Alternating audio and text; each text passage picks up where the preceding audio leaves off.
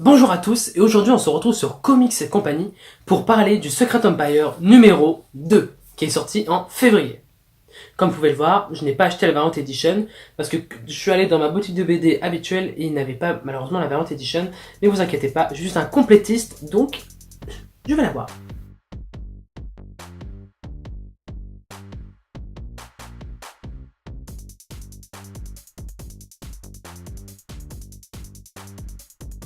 Alors je vais tout de suite vous dire que je n'ai rien écrit sur ce numéro. Je vais le faire directement en improvisation parce que je pense que personnellement j'adore casser le rythme de tout ce que tout le monde fait en fait. Je n'ai pas envie d'écrire quelque chose et que ce soit dit, répété comme si de rien n'était. J'ai envie de vous faire ça à l'improvisation un petit peu et je vais essayer de couper le moins possible. Je vais quand même un peu couper parce que des fois il y aura des moments où il y aura des gros blancs, mais je vais essayer de vous en parler directement face à face comme ça, sans avoir écrit, et tout de suite par ordre chronologique. Donc ne vous étonnez pas si vous sentez que ceci n'est pas écrit, c'est voulu, c'est totalement voulu. Parce que je pense qu'une réaction directe et sincère par improvisation est beaucoup mieux que quelque chose d'écrit et revu. Alors que des fois la meilleure sensation c'est quand on l'a dit tout de suite. Je sais pas si vous voyez. Genre par exemple j'ai senti à la toute fin du chapitre 3 de Secret Empire dans ce numéro, quelque chose qui m'a fait wow. Et là par contre je pourrais vous le répéter, mais en l'écrivant, j'aurais peut-être écrit différemment, puis j'aurais peut-être oublié. Alors qu'à là tout va me revenir, et je vais vraiment vous parler et faire quelque chose d'assez complet. Alors ce numéro 2 de Secret Empire est doté du coup du chapitre 2 et 3 de Secret Empire. Un chapitre exclusif sur Black Widow, où on la voit un peu faire toutes ses manigances à récupérer les jeunes Avengers, Miles Morales, le nouveau Hulk, voilà, le Hulk chinois. Oui, parce que voilà. Où elle veut tuer Captain America du coup. On peut aussi avoir un chapitre aussi sur Captain Marvel, où on la voit aller bloquer dans l'espace, comme vous l'avez vu dans le premier épisode, où je vous invite tout de suite à aller le voir. Si vous l'avez pas vu, allez, on sait. Et ça, il va y avoir des spoils. En plus, il va y avoir des spoils. Alors si tu veux pas de spoil, tu lis pas. Tu t'écoutes pas. Alors tu lis, ensuite tu reviens et t'écoutes. Parce que si t'as pas lu, faut pas.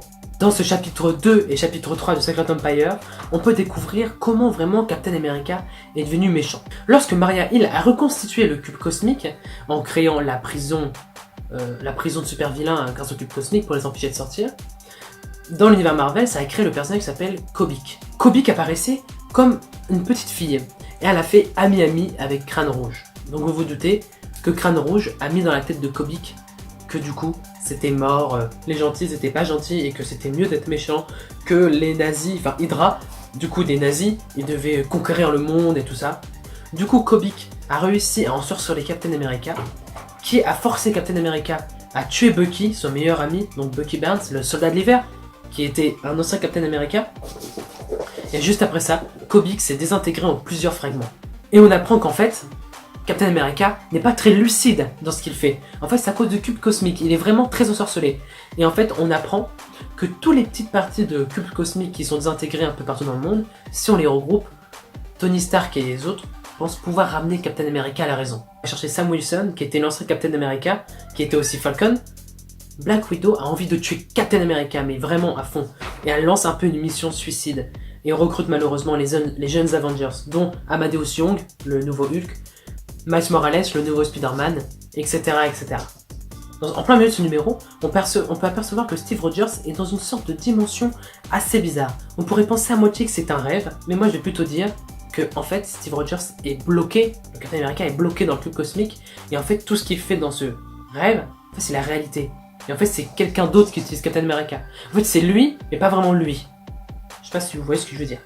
Vous vous souvenez que dans le premier numéro, Captain America a activé le gros bouclier autour de la Terre, ce qui fait que tous les héros qui étaient dans l'espace sont restés bloqués dans l'espace, dont Captain Marvel et les Gardiens de la Galaxie. On voit dans ce chapitre 2 et chapitre 3 de Secret Empire numéro 2 que les Gardiens de la Galaxie vont essayer de chercher de l'aide aux côtés de tous les grands balèzes de tout l'univers. Mais tous les autres balèzes sont aussi du côté de l'Hydra. Pendant que Black Widow entraîne toutes ses recrues pour essayer de tuer Captain America, donc le Captain America pas très cool, qu'on connaît, celui qui est méchant de l'Hydra, se rend compte qu'en fait tous les petits fragments du cube, il faut qu'il les récupère. Et on apprend qu'il y a une partie du cube cosmique à Atlantis et une au Wakanda. Pendant ce temps, Sam Wilson emmène Tony Stark voir un ancien ami, Ultron et Hank Pym fusionnés. Donc on sait pas trop ce que ça va donner par la suite, mais on saura bientôt dans le numéro 3. Qu'est-ce que ça va faire? Ultron et Hank Pym fusionnés. Ultron qui est quand même un gros big boss, hein, qui est quand même assez balèze dans l'univers Marvel, qui a eu un événement rien qu'à lui, quand même. Hein. Age of Ultron, c'est quelque chose. Ça va être assez tendu. On sait pas trop comment ça va se passer. Un peu plus tôt dans l'épisode, Black Widow et Maria Hill ont fait une petite réunion grâce à Boomerang pour échanger quelques informations par rapport à Captain America et comment ils pourraient le tuer. Et nous voyons aussi que Maria Hill est aussi déterminée pour le buter. Voilà, ils veulent tous buter Captain America. Ils veulent tous le buter. Donc moi aussi j'aurais buté. La fin du chapitre 3 se termine tout simplement avec un personnage qu'on ne voit pas tout de suite, mais qui attaque Boomerang et qui essaie de savoir qu'est-ce que les deux femmes, donc Black Widow et Maria Hill, se sont dit. Et c'est la dernière page qu'on découvre qu'en fait, c'est le Punisher. Et il dit tout simplement la phrase fatidique qui est Hi Hydra. Et je vous avoue qu'à ce moment-là, j'étais en PLS. Je me disais mais non, pas le Punisher. Comment ça se fait que le Punisher, il fait partie de l'Hydra, c'est pas possible. Mais non, mais non, mais non. Putain, c'est pas possible, c'est un truc de fou quand même.